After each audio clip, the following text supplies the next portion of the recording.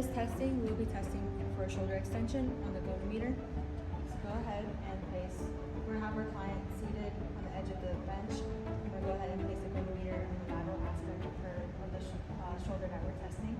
She's gonna go ahead and extend her arm, go ahead. And as she's extending it, we're gonna place the goniometer at the mid-axillary. And her range of motion is at 48.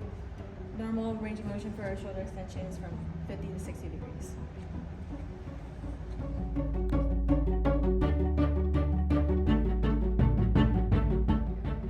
So we're going to be doing a manual muscle test for the posterior deltoid. So the client is going to be laying down prone, and they're going to be 90 degrees of shoulder abduction and elbow flexion. And so I'm going to place my hand just above the elbow joint and press with a downward force as they move their arm towards the ceiling. And they have pretty good resistance. I would rate them out of 5, and which basically means that they just have some good range of motion against gravity, and they have good resistance.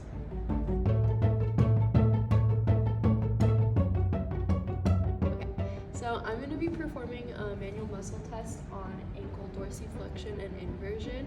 So the patient is going to have their legs hanging off from the side of the bench while they're sitting down. I'm going to place one of my hands on the tibialis anterior and my other hand on the distal end of the gastrocnemius as she goes up into dorsiflexion and inversion. And then I'm going to remove my hand from tibialis anterior and apply force downward into plantar flexion and eversion. So this test shows the strength of the ankle. So Bryn is at a 5, which means that she has full strength in her ankles. We're going to be testing range of motion for shoulder flexion. So the patient's going to be sitting normally supine, and then their palms going to be medial to their body with their thumb facing up. And then we're going to place the stationary arm down, and then we're going to move the moving arm as the patient flexes their shoulder.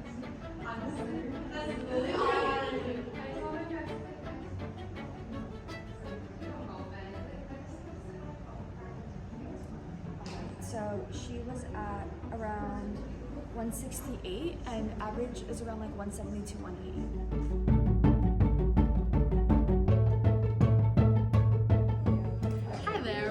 Performing a vertical jump assessment for spiking a volleyball. It's one of the crucial things for when you're going up for an acceleration into spiking over a net. So for our first demonstration here, the first thing we'll be doing is we're going to stand in front.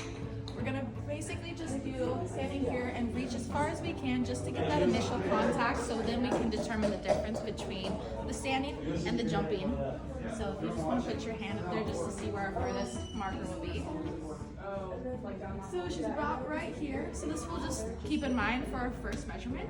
For the second part, to know the difference between just the reach and the jump, she'll come up in front, basically kind of go down furthest she can, kind of into a squat to jump up and reach as high as she can and hit one of the markers. So if you would like to perform that for us. Perfect.